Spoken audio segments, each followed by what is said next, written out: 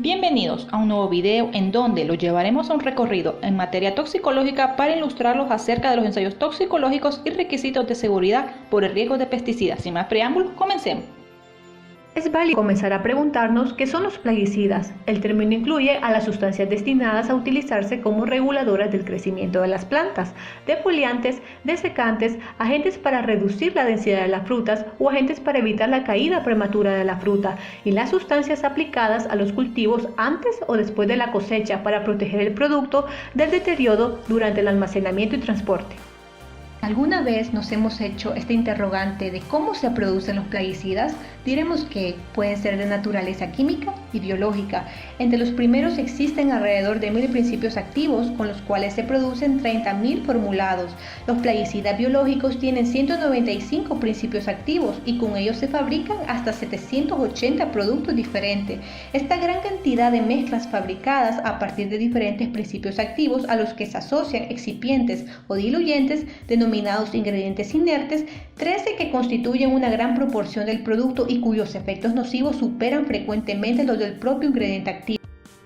Como toda sustancia química que ejerce una función en específico, los plaguicidas no están exentos de ello, pues su uso es múltiple y variado. La agricultura es la actividad que más emplea este tipo de compuestos, consumiendo hasta el 85% de la producción mundial, con el fin de mantener un control sobre las plagas que afectan los cultivos. Por ende, un 10% de la producción total de los plaguicidas se emplea en salud pública para el control de enfermedades transmitidas por vectores, como la malaria, dengue, enfermedad de Chagas, control de roedores, etc. ¿Por qué es necesario efectuar pruebas o análisis a estos compuestos químicos? Finalmente, en la toma de decisiones y la adopción de actitudes sobre los plaguicidas, se debe de considerar tanto el potencial benéfico como el riesgo de su uso. Los plaguicidas contribuyen de manera positiva con la sociedad. Aun cuando la tecnología química tiene un gran potencial benéfico para la humanidad, se debe de actuar de manera cuidadosa. Los beneficios requieren de ser evaluados continuamente, de tal forma que el balance sea mayor respecto a los perjuicios, de tal manera que para prevenir que el uso de los plaguicidas pueda causar efectos adversos, estudios y pruebas son requeridos y la revisión cuidadosa de los procesos es implementada. Identificar problemas, con ello tomar las precauciones para un uso apropiado de los plaguicidas. Es imprescindible enfatizar en el hecho de que todo aquello que ejerce un efecto favorable tiene un grado de riesgo. Entonces, ¿cuál es el riesgo que ejerce un pesticida? El riesgo derivado del uso de los plaguicidas depende de dos cosas. La primera, la toxicidad del pesticida. La segunda, la duración de la exposición. En otras palabras, riesgo será igual a la toxicidad por la exposición. La toxicidad puede ir de baja a mayor y puede variar dependiendo de la ruta de exposición. La palabra señal en los plaguicidas es una manera de determinar generalmente el nivel de la toxicidad de un pesticida. La exposición tiene lugar cuando un pesticida es inhalado, toca la piel o se come. Minimizando la posibilidad de un problema, es fundamental encontrar siempre alternativas viables para cualquier tipo de riesgo. En el primer aspecto nos recomiendan que para minimizar la probabilidad de tener cualquier tipo de impasse o problema al usar un pesticida, se debe de buscar maneras de reducir su exposición o elegir un producto de menor toxicidad. En el segundo ítem nos dice que siempre es necesario leer la etiqueta del producto y seguir cualquier instrucción para el uso de equipos de protección personal, como ser guantes, gafas de protección que ayudarán a reducir sin duda alguna la exposición. Las etiquetas también pueden contener instrucciones sobre cómo ventilar o cuánto tiempo evitar el área tratada. La toxicidad de un plaguicida, su formulación o cuánto se toca, come o respira son consideraciones importantes. La probabilidad de experimentar algún efecto adverso a la salud como resultado del uso de un producto es conocido como el riesgo de un plaguicida.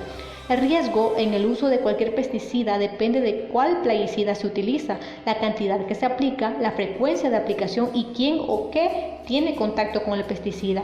En este ámbito se debe demostrar la presencia y ausencia de contaminantes agroquímicos. Dada esta realidad, es necesario contar con técnicas analíticas cada vez más sensibles y selectivas que permitan alertar sobre la presencia de agentes potencialmente dañinos a la salud del consumidor. Todo lo anteriormente expuesto nos lleva a remontarnos en un interrogante acerca de los métodos de análisis con los cuales se evalúan los plaguicidas. Si bien es cierto, los métodos analíticos para la determinación del ingrediente activo, tanto en el producto técnico como en el formulado, deben basarse en métodos normalizados reconocidos internacionalmente por instituciones tales como AOAC, OCDE, CIPAC, entre otros, y en última instancia el propuesto por el fabricante. Los métodos analíticos para determinar el ingrediente activo, las impurezas, la presencia de residuos en matrices constituyen la información fundamental. Cuando no se dispone de métodos normalizados o publicados, el fabricante tendrá que indicar los detalles de otro método apropiado, el cual deberá estar validado analíticamente. Estas metodologías deben estar disponibles y debidamente validadas a nivel nacional, de manera de responder oportunamente ante requerimientos de identificación y cuantificación de una sustancia a nivel local en cualquier matriz, agua, suelo, vegetal o de índole animal, entre otros. Los métodos deben ser descritos e incluir debidamente repetibilidad y reproducibilidad a un nivel de confiabilidad superior al 95%. Las metodologías más utilizadas hoy en día corresponden a las espectroscopías ultravioleta visible, infrarrojo, masas, resonancia magnética nuclear, cromatografía de gases, entre otras. La autoridad de registro debe considerar durante el proceso de evaluación las siguientes directrices. Si no existen las metodologías analíticas o no se presentan metodologías validadas analíticamente, no se puede autorizar un plaguicida, ya que reviste en sí un riesgo inaceptable para la salud humana y el medio ambiente, pues se liberaría un plaguicida sin saber cómo detectarlo en las diferentes matrices.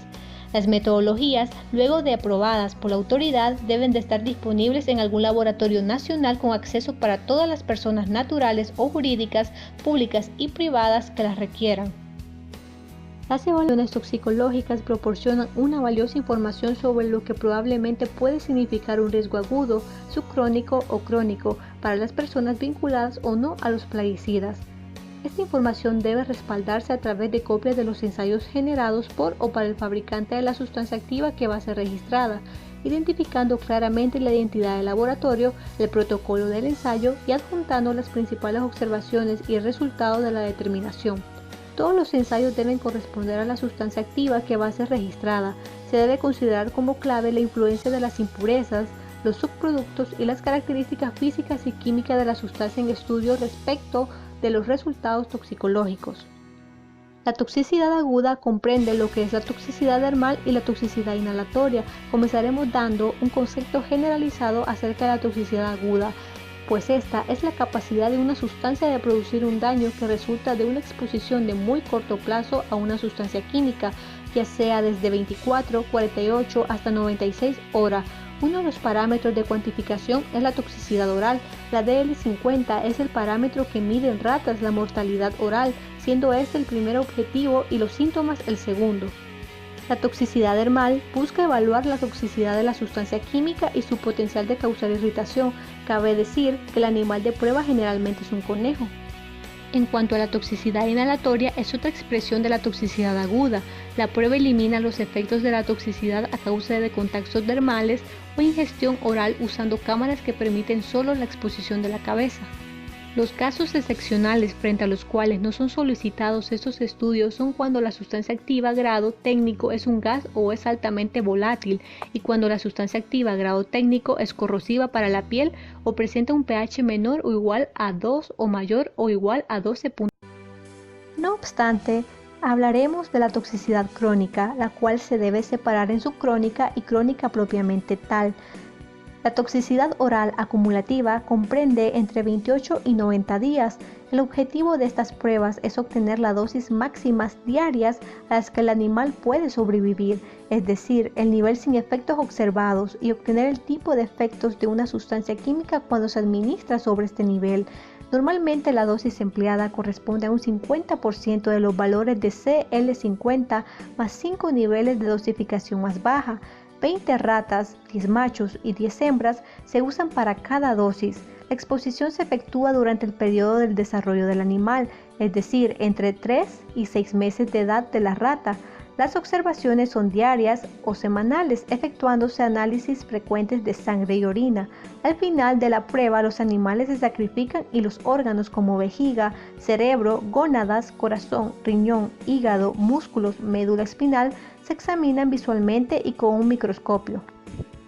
Luego tenemos la toxicidad oral largo plazo, que comprende 2 años.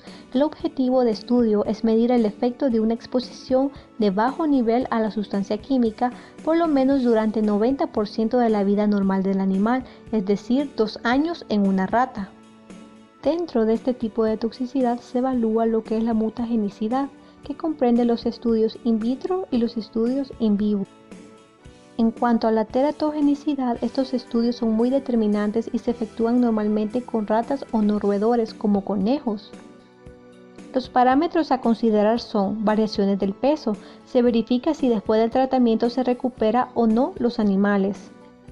El otro parámetro es el comportamiento del crecimiento fisiológico, con retardo o bien en el peso corporal y maduración tardía de los huesos, vértebras de extras u otros.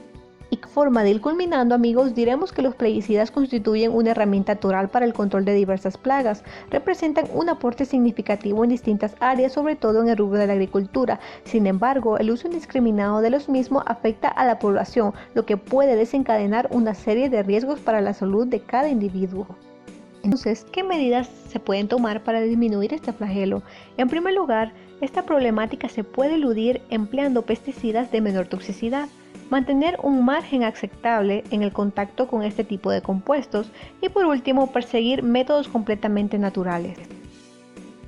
Con esto concluimos el tema de ensayos toxicológicos y requisitos de seguridad por el riesgo de pesticidas. Espero haya sido de su agrado. Muchas gracias.